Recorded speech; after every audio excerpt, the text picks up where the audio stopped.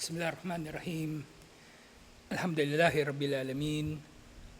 Wassalatu wassalamu ala asyrafil anbiya'i wal mursalin. Nabiyina Muhammadin wa ala alihi wa sahbihi ajma'in. Assalamualaikum warahmatullahi wabarakatuh.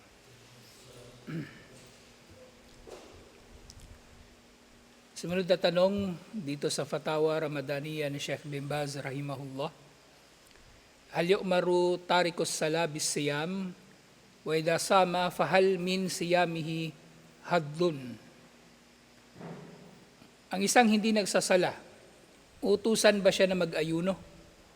At kung sakaling mag-aayuno siya, itong tao na ito na hindi nagsasala, meron ba siyang papakinabangan dito? So related ito doon sa nakaraan na tanong. At mas mahaba-haba yung sagot dito ni Sheikh rahimahullah. So dito mas malinaw ang usapin na ito inshallah. Na nga unang binanggit niya, tarikus salah, kafirun. So inuuli yung una niyang binanggit. Kafir ang hindi nagsasala. Wal kafiru la sawma lahu. At ang kafir ay walang pag-aayuno para sa kanya. Dalawa ang kahulugan nito. Hindi siya obligado mag-ayuno. Kasi hindi naman siya Muslim aslan na maituturing kasi hindi naman siya talaga nag-aayuno.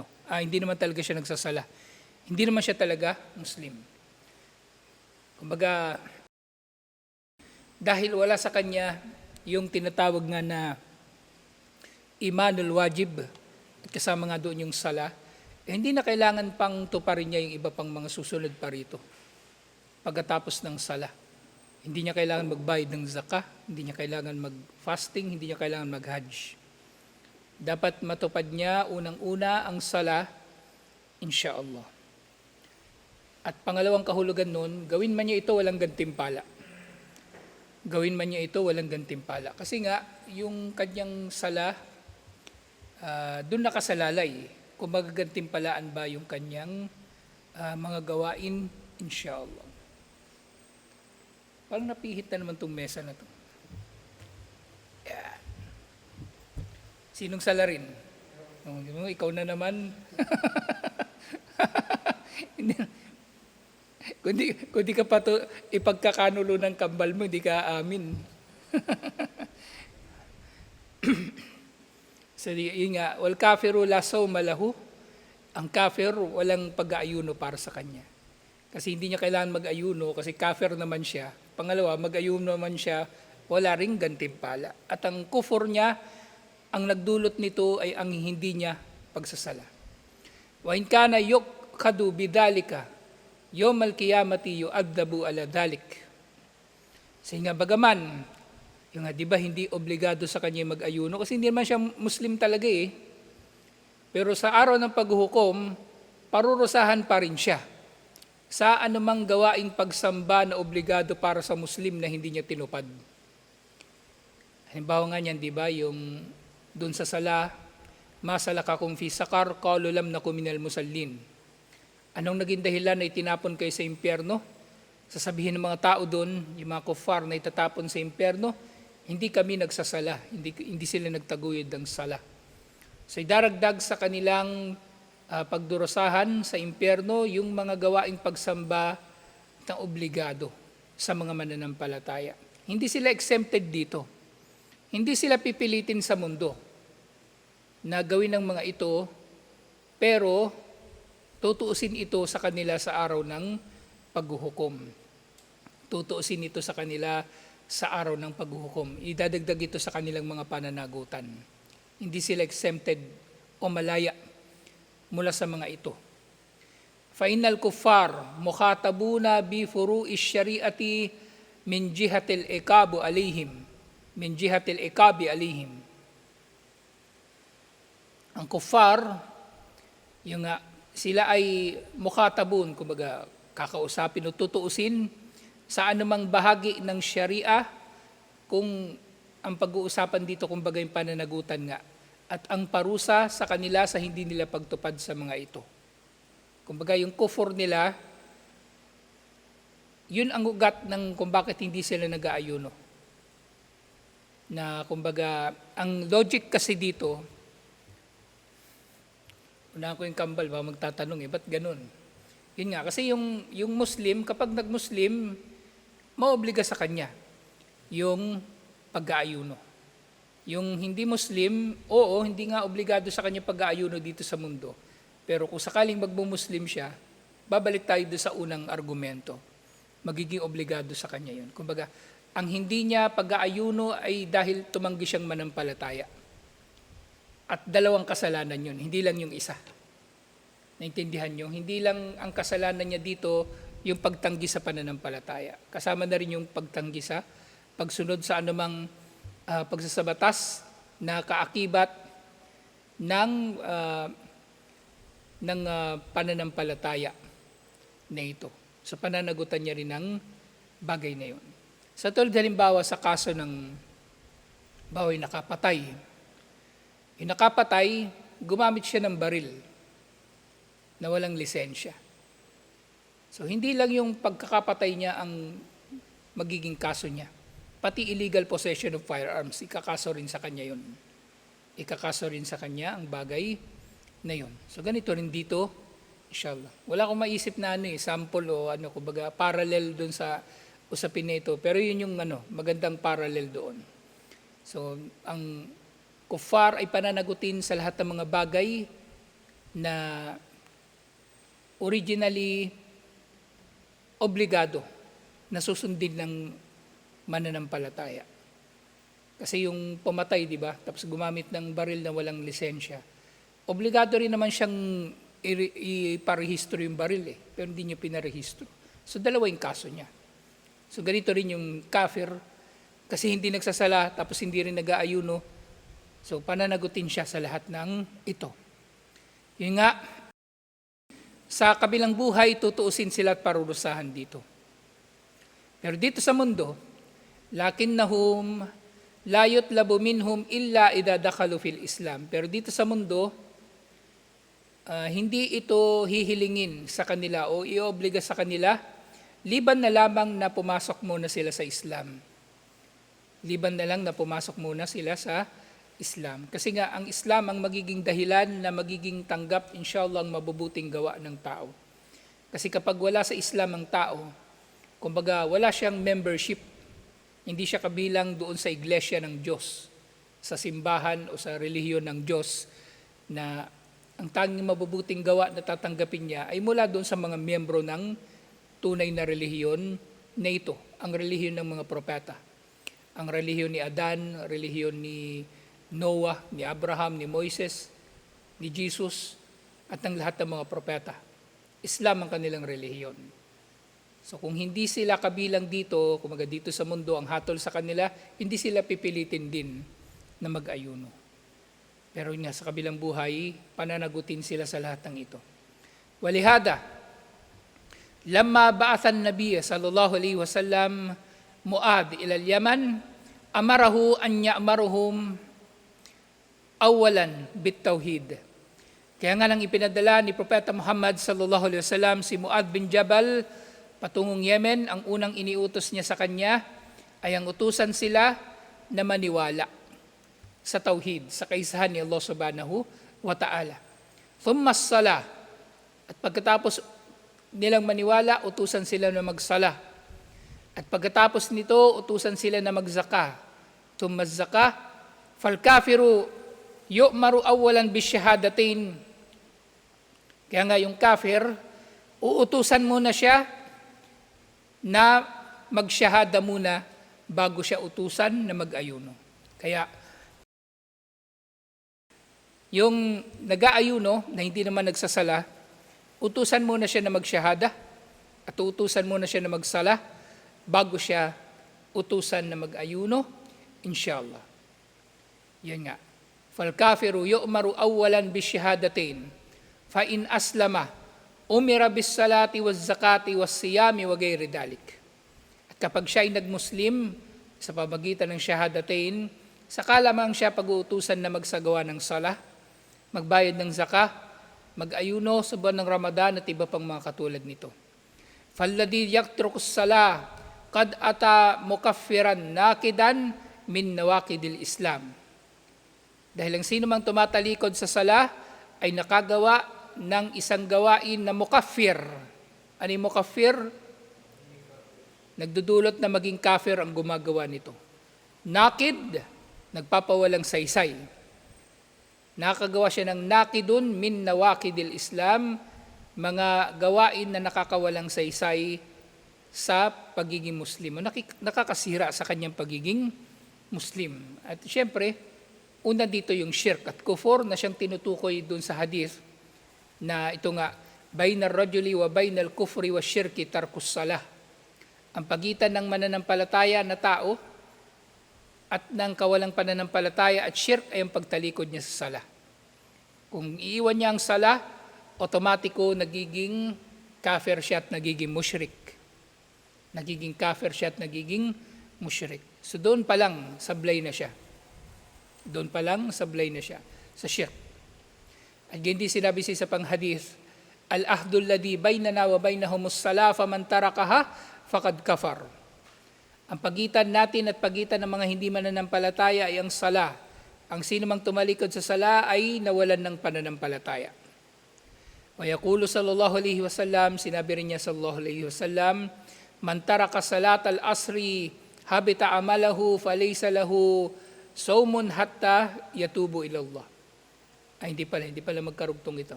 Yung hadith dito, man taraka salat al-asri habita amalu. Sino man ang tumalikod sa Salatul Asr ay mawawalan ng saysay ang kanyang gawain. Salatul Asr lang ito. Paano yung lahat ng salat ilalikuran niya? At yung nga sabi ni Sheikh Rahimahullah, falaysa lahu sawmun hatta yatuba ila Allah. Walang pag-aayuno para sa kanya. Na nga sa kahulugan nito, hindi obligado sa kanya mag-ayuno at walang gantimpala ang kanyang pag-aayuno kung mag-aayuno man siya.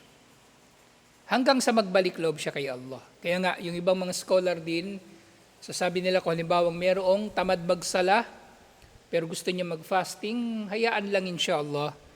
Kasi maaring yung bagay na yun ay magdudulot na magbalik loob siya kay Allah. Hindi siya may tutulak palayo, inshallah. Ngayon, paano natin mare-reconcile yung dalawang pananaw na yun? Dito ang sinasabi dito ni Sheikh, hindi sila obligahin.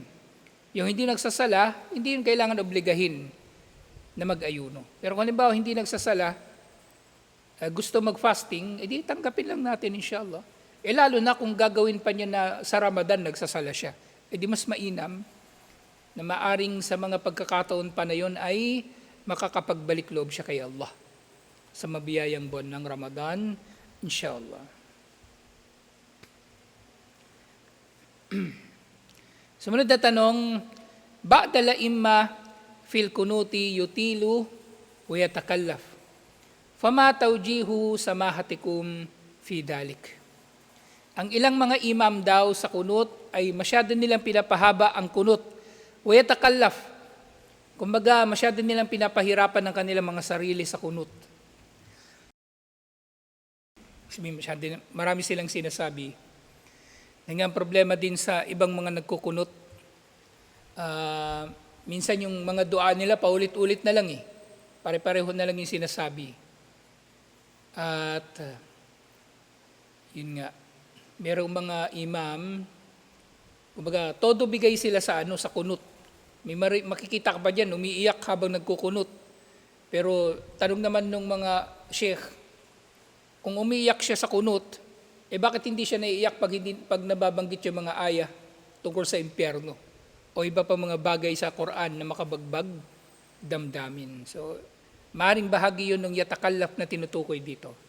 Kumbaga, nagiging sobra-sobra na yung mga ginagawa nila sa kunut. Kaya sabi, ano may papayo ninyo, mahal na Sheikh, tungkol sa bagay na ito? So sabi ni Sheikh Rahimahullah, al-afdalu al-ikhtisaru wa adamul italah. Ang pinakamainam ay paikliin ang kunut at huwag itong pahabain. Al-afdalu adamut tatwil wa adamul masyakka alan nas. Ang pinakamainam ay ang hindi pagpapahaba at hindi pagdudulot ng paghihirap sa mga tao. So gagawin itong maikli lang, inshallah. By the way, sa kunut naman, ang kunut naman talaga, yung mahalaga na bahagi ng kunut, yung Allahumma hdina fi man hadait. Kasi yun ang naiulat sa sunnah. Yun lang. Ibang mga susunod doon, pwede ka na mag-improvise. Pwede ka na mag-improvise, inshallah. Mahalagang magiging laman ng kunot, inshallah, yung bahagi na yon.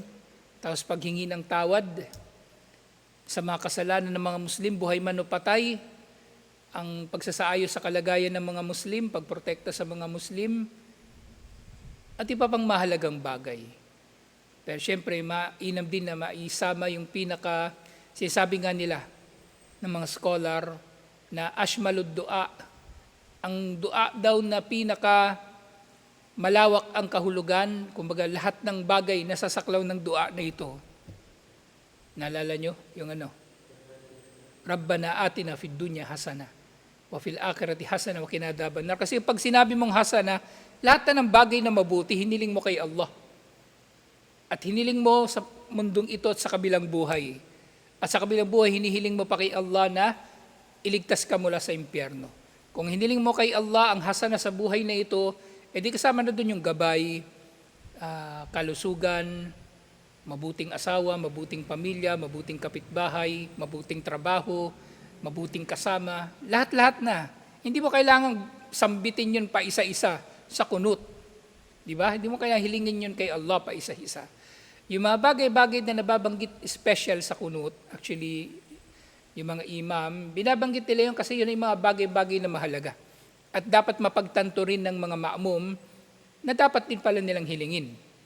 Pero ang importante lang talagang bahagi ng kunut, yung Allahumma hdina fi man hadait, wa afina fi man afait, wa tawallana fi man tawallait, wa barik lana fi ma a'tait, wasrif anna syarra ma qadait. Yan doon may dagdagan mo pa ng konti, inshallah, hanggang doon. Yun nga, yadu'u bi jawami id-du'ai wa la yatulu wa la yashukku alan nas. Yun nga, magdudua siya sa pamagitan ng jawami id-du'a. Mga dua na jawami, ibig sabihin, malawak at malalim ang kahulugan. Kumbaga, pag dinua mo, saklaw na ang maraming bagay. O hiningin mo kay Allah na patawarin yung kasalanan ng mga Muslim. O di lahat na tayo, hindi mo kailangan, Allah patawarin mo si Rashid, Allah patawarin mo si Yasin, Allah patawarin mo si Ismail. Wala na, naubos. Inabutan tayong Fajr. Nagkukunot pa rin yung imam. E di magdua ka na para sa lahat, inshallah. So jawami ud-dua, yung sasambitin, inshallah, para hindi humaba at magdulot ng paghihirap sa mga tao. Hada huwal afdalu man amman nas falyukhaffif. Ito ang pinakamainam para sa sino man nag-iimam sa mga tao na gawin niyang magaan o madali ito, mabilis. Fa inna fihim as-sagir wal kabir. Dahil kasama daw sa mga ma'mum, syempre yung mga bata na naiinip at yung mga matatanda na nahihirapan na sa pagtayo. Wad-daif, wadal-hadya, gayon din merong mga mahina at meron pang ibang mga kailangang gawin. So ito yung kumbaga gabay ni Propeta Muhammad sallallahu alaihi wasallam sa bagay na ito. Alhamdulillah. At hindi rin obligado sa kunut, yung gabi-gabi magkukunut. Hindi rin obligado yun. Okay? Kaya minsan, at hindi tayo nagkukunut. So pangilan na ngayon? Pang 14 na fasting ngayon, mashallah. So ibig sabihin, naka 14 na rin tayo na tarawih, pang 15 mamaya. Maraming araw hindi tayo nagkunot, halos kalahati. So itong mga nakalipas na araw, 5 gabi na sunod-sunod nagkunot tayo, pero sa mga naunang ibang mga araw, wala namang kunot. Kasi pwede namang walang kunot, inshallah, yun ay sunnah rin.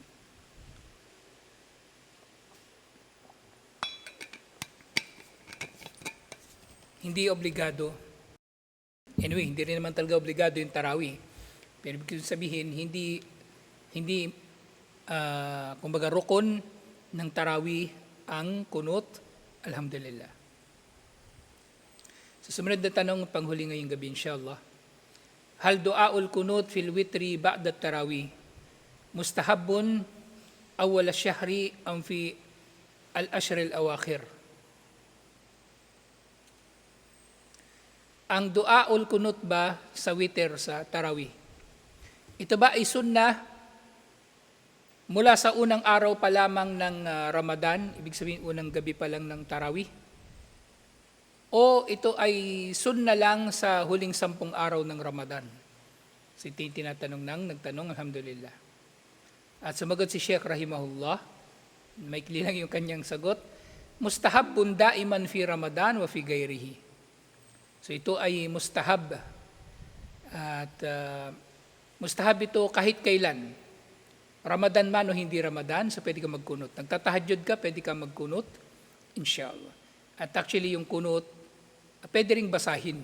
Ba, hindi mo kabisado yung kunot, pwede mong basahin. Ako sa totoo lang, nami-mental block ako sa kunot eh. Kaya minsan binabasa ko.